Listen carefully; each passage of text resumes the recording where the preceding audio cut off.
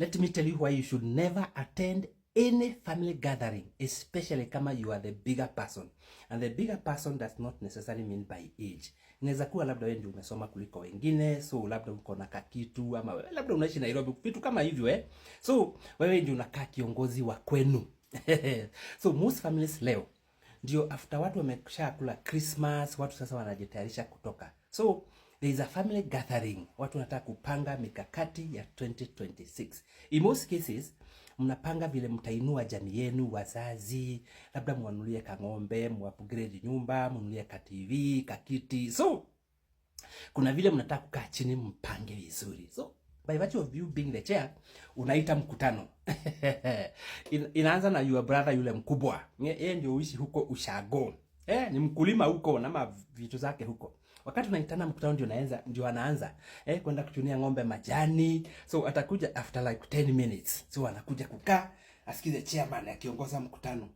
But occasionally tunaona akiangalia huko akishout, wewe toa hiyo ng'ombe hapo.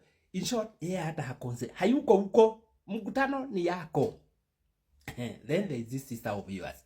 Yeye ameolewa, so amekuja na jamii yake, umejienjoy, lakini hakuja na bwana yake. So mumeongea kila kitu, mmekubaliana vile mtu anatoa. Unaona tu ameinama. Mimi lazima niongee na baba Kevo. Unajua pesa ikuangi yangu. Unajua tu huyo naye amejitoa. Then there is this other sister of yours. Hata ni kasingo, kako job, lakini kamekuja home. So kamekaa tu hapo kwa mkutano. But all through ako kwa simu, akitafuna, akichukua maselfie. Imagine na uko kwa mkutano, occasionally utakuwa utasikia akisema ati umesema, alafu anarudi kwa simu tena. Then there is this other brother of yours mdogo kidogo. Huyu ni jamaa wa kachai na kauji. So meeting ikiendelea tu, anaenda anaamka hivi analeta kachai kake na kauji hapo.